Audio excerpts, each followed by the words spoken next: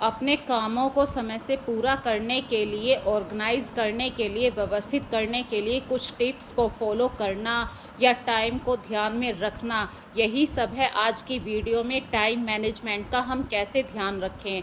और friends, deep cleaning भी बहुत ज़रूरी है। तो सबसे पहले मैं आप सबका वेलकम करती हूँ अपने इस छोटे से चैनल पे जिसका नाम है बरेवाल रश्मि। और यदि हम लंबे समय तक कुछ गैजेट्स का ध्यान नहीं रखते हैं तो उनके ऊपर बहुत छोटा छोटा सा रोया, जिसको हम अपनी आम भाषा में गर्दा भी बोल देते हैं, और जो हमारे इलेक्ट्रॉनिक गैजेट्स होते हैं इन पर अच्छी तरीके से चिपक जाता है। तो साल में एक बार तो डीप क्लीनिंग ज़रूरी है। यदि आप इलेक्ट्रॉनिक गैजेट्स को किसी ऐसे ऑयल से साफ़ करते हैं जिससे डस्ट भी ख़त्म हो जाए, क्योंकि इलेक्ट्रॉनिक गैजेट्स पे आप गीला कपड़ा नहीं यूज़ कर सकते हैं, तो मैं अक्सर तारपीन के तेल का यूज़ किया करती हूँ। तारपीन के तेल की वजह से जो हमारे इलेक्ट्रॉनिक गैजेट्स हैं इनकी डीप क्लीनिंग भी हो जाती है और ये लंबे समय तक हमारे साथ बने रहते हैं। तो फ्रेंड्स, आज की वीडियो कुछ इसी हिसाब से है। हम अपनी चीज़ों का जितना रख रखाव सही से करेंगे उतना वे हमारे साथ रहेंगी। कुछ ऐसी ही आदतें आप लोगों के साथ शेयर करूँगी आज की वीडियो में।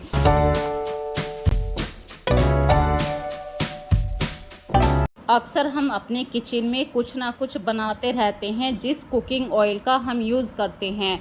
यदि वो साफ़ है तो हम उसे दोबारा भी यूज़ कर लेते हैं, पर एक या दो बार यूज़ करने के बाद वो कुकिंग ऑयल काफ़ी गंदा हो जाता है। उसमें काफ़ी कुछ नीचे ब्लैक ब्लैक हमारे खाने के फूड पार्टिकल्स जमा हो जाते हैं। गरम तेल की वजह से वो जल जाते हैं। तो उसी तेल को फ़िल्टर करने के लिए आप चाय की छलनी के अंदर कोई भी टिश्यू पेपर को लगा दीजिए और इस तेल को छान लीजिए। जो गंदगी होएगी, जो जला हुआ खाने का पार्ट्स होगा, वो कढ़ाई में नीचे रह जाएगा और आपके पास बिल्कुल फ़िल्टर ऑयल रहेगा। इस तरीके से आप अपने कुकिंग ऑयल को दोबारा से यूज़ भी कर पाएंगे और एक हेल्दी कुकिंग ऑयल आपके पास होगा। इस तरीके की ट्रिक मैं अक्सर आप लोगों के साथ हमेशा लेकर आती रहती हूँ, हमेशा आप लोगों के साथ शेयर करती रहती हूँ।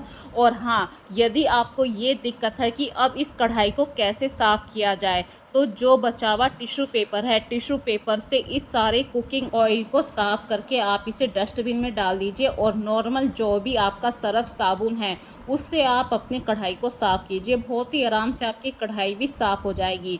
जब भी आप कुछ भी किचन में बनाएं, गैस की लो फ्लेम रखेंगी तो ना तो आपकी कढ़ाई जलेगी। ऐसी ही छोटी छोटी सी बातें हमारी किचन के लिए बहुत ही इफ़ेक्टिव होती हैं। और ऐसी यदि हमने कुछ आदतों को अपना लेते हैं, जैसे लो फ्लेम को कम करके हम अपनी कढ़ाई को जलने से बचा सकते हैं, गैस को बचा सकते हैं, क्लीनिंग भी आसानी से हो जाती है। ऐसे बहुत सारे टिप्स अक्सर मैं आप लोगों के साथ शेयर करती रहती हूँ।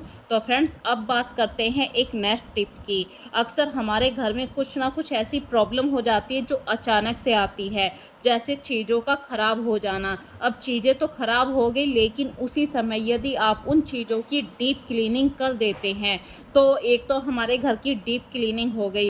और कभी कभी हम यहाँ पे देखिए, जो हमारी पुरानी मोटर है, यदि हम उसे रिपेयर करवा के पहले से रख लेते हैं, भाई इलेक्ट्रॉनिक गैजेट्स हैं, कभी भी ख़राब हो सकते हैं, तो पहले से जब आप चीज़ों को सही से करवा के रख लेते हैं तो आपको किसी भी भारी समस्या से जूझना नहीं पड़ेगा। अब जैसे कि गर्मियां हैं, यदि आपके पास एसी है तो आप दूसरे कमरे में जाके सो सकते हैं, पर मेरे घर में देखिए इस समय ऐसी सिचुएशन है, ना तो मैं एसी वाले रूम में सो सकती हूँ क्योंकि वाइट वॉश का काम चल रहा है, और कूलर अचानक से ख़राब हो गया। यदि मैं आज इस मोटर को भी नहीं लगाती तो हम रात में गर्मी में परेशान होते।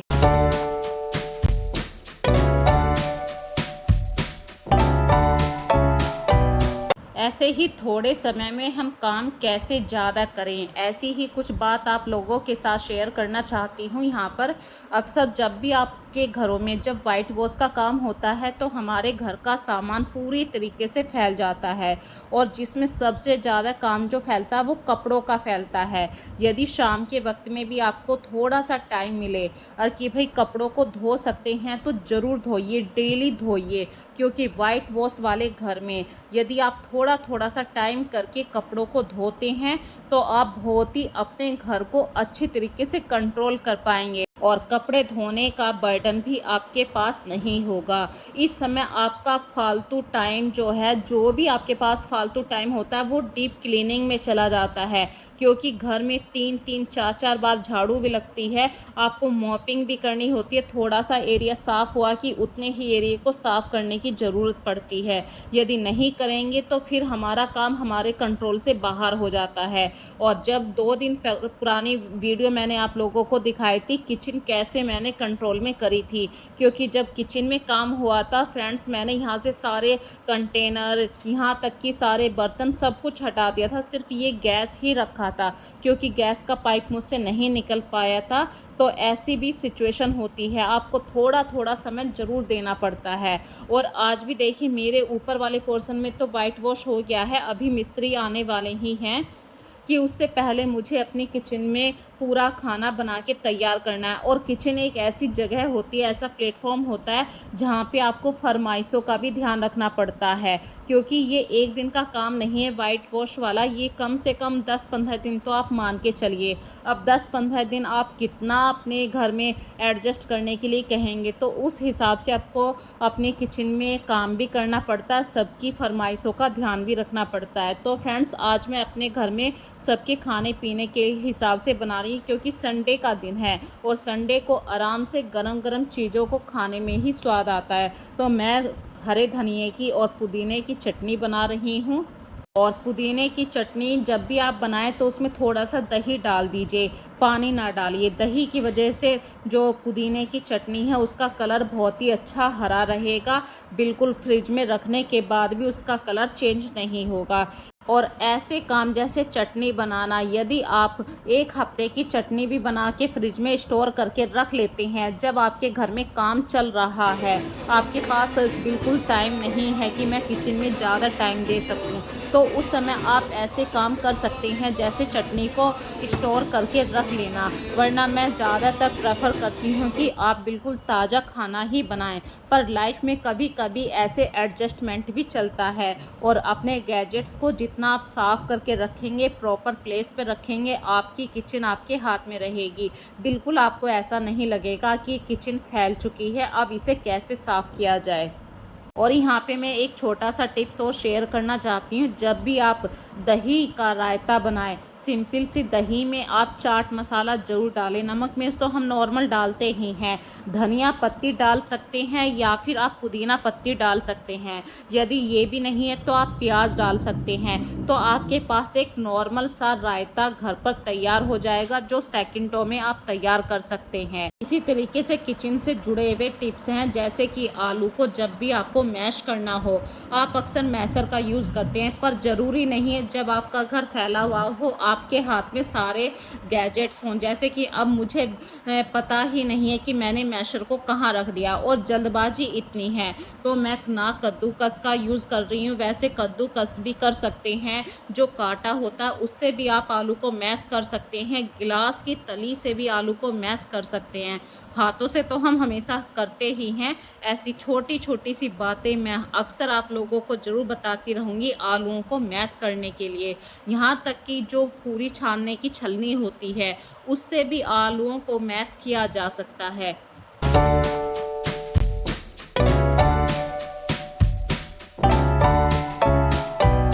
तो आज फ्रेंड्स मैं बना रही हूँ आलू के पराठे संडे वाले दिन। तो संडे को बच्चों को कुछ हेल्दी बनाने का मन करता है। और सबसे जो यहाँ पे एक अच्छी सी बात आपको बताऊँ, तो बच्चे गर्मा गर्म जब खाना खाते हैं तो एज ए मदर होने के नाते हमें इतनी संतुष्टि मिलती है कि बच्चों ने एक पराठा खाया है या 2, लेकिन हेल्दी खाया है, गर्मा गर्म खाया है। तो मैं अक्सर देसी घी के पराठे बनाती हूँ और इनके साथ जो बच्चों को चाय दूध होता है वो ना दे के दही का रायता देना पसंद करती हूँ, क्योंकि दही हमारे बच्चों के लिए हेल्दी ही है। और बच्चों को यदि आप डेली देना शुरू करेंगे तो बच्चों को एक ना एक दिन हैबिट पड़ जाती है। जैसा आप खाना देंगे बच्चों को, वैसा ही वो खाने की हैबिट में शामिल कर लेते हैं। तो बच्चों को देसी घी या दही, ये सब हमारे पुराने टाइम के खाने हैं जो हमारे बॉडी के लिए बहुत ही अच्छे हैं। इन चीज़ों की ज़रूर हैबिट डलवाइए। और फ्रेंड्स, जब खाना पीना पूरा किचन हो गई है तो कुछ ऐसे भी काम हैं हमारी किचन के जो मंथली या वीकली करते हैं। जैसे कि वीकली काम में आता है मेरा घी बनाने का काम। आज मैं यहाँ पे घी बनाने वाली रेसिपी नहीं बता रही हूँ, घी का तो सबको पता है, लेकिन जो घी के अंदर हम पानी डाल रहे हैं, मखनी घी के अंदर, अब उस पानी को, मट्ठे को, क्योंकि वो वेस्ट मट्ठा है, पिछले 10 दिनों से उस मट्ठे को हमने उसको पी नहीं सकते हैं। 10 दिन की जुड़ी हुई मलाई है और दूध बहुत जल्दी ख़राब हो जाता है। वैसे मैं पहले दिन ही इसके अंदर जामुन लगा देती हूँ, थोड़ा सा दही डाल देती हूँ, तो उसकी वजह से पूरी मलाई खट्टी हो जाती है। और इस पानी को जब मैंने डाला तो जितना भी खट्टापन था वो इस पानी में मिक्स होके आ गया। अब इस पानी को मैं कभी नहीं फेंका करती, इससे लोहे की कढ़ाई को मैं साफ़ करने का एक ऐसा जुगाड़ आप लोगों के सामने शेयर करूँगी आज मैं।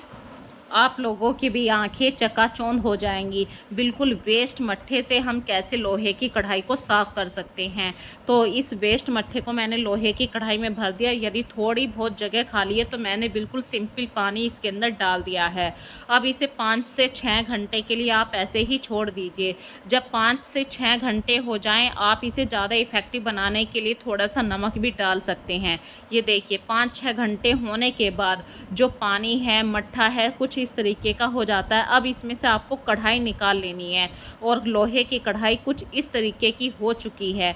अब जो भी आपके पास डिश वॉशर है उससे स्क्रबर लेकर अपने इस लोहे की कढ़ाई को अच्छी तरीके से रगड़ना है। यहाँ पे आप लोहे वाले जूने का भी इस्तेमाल कर सकते हैं, क्योंकि मेरी ये कढ़ाई काफ़ी जल चुकी थी, क्योंकि इसमें पूरियाँ बनाते हैं और पूरियाँ बनाते हुए गैस को आपको हाई करना पड़ता है।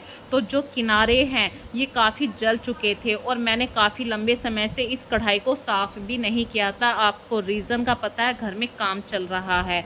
तो ऐसी वक्त में डीप क्लीनिंग का किसी को याद नहीं रहता कि कढ़ाई को साफ़ किया जाए।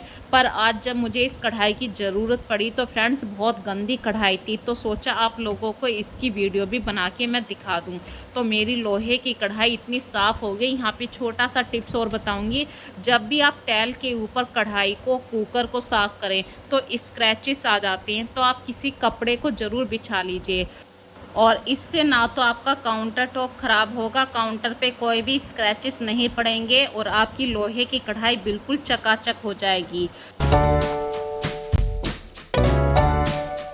अगला हैक आप लोगों के साथ शेयर कर रही हूँ। जब भी हम दाल बनाते हैं तो कुकर के बाहर दाल आ जाती है, कैप के ऊपर सीटी से भी बाहर आ जाती है और हमारे कुकर की बुरी हालत हो जाती है। तो इस प्रॉब्लम से बचने के लिए आप जब भी दाल बनाएं उसमें 1 चम्मच दाल के अंदर तेल डाल दीजिए, सरसों का तेल। कोई भी कुकिंग ऑयल भी डाल सकते हैं। यदि आप कुकिंग ऑयल नहीं डालना चाहते तो 1 चम्मच डाल दीजिए। अब आप जब कुकर का ढक्कन लगाएंगे सीटी पे सीटी आएगी पर दाल बाहर नहीं आएगी। ये हैक बहुत ही इफ़ेक्टिव है। इसी तरीके से बरसात के दिनों में अक्सर हमारे यहाँ पे नमक जब हम भरते हैं कंटेनर में और उसका लूज कैप हो जाता है तो नमक बेकार हो जाता है। तो जब भी आप अगली बार नमक भरें तो पहली बात तो उसका कैप बिल्कुल टाइट करिए। यदि फिर भी आपको लग रहा है कि नमक फिर भी बेकार हो जाता है तो आप यहाँ पे देखिए, मैं बिल्कुल जुगाड़बाजी ऐसी बताती हूँ, बिल्कुल पैसे खर्च नहीं होने वाले। जो भी आपके पास टिश्यू पेपर है या तो बिल्कुल सिंपल टिश्यू पेपर को नमक के अंदर डाल दीजिए। यदि आप ऐसा नहीं करना चाहते तो टिश्यू पेपर के अंदर थोड़े से चावल डाल दीजिए, ताकि नमक के अंदर भी चावल फैले ना और आपका नमक भी बिल्कुल सेफ़ रहे। जो भी नमी आएगी या तो टिश्यू पेपर सोख लेगा या चावल सोख लेंगे और आपका नमक बिल्कुल सेफ़ रहेगा।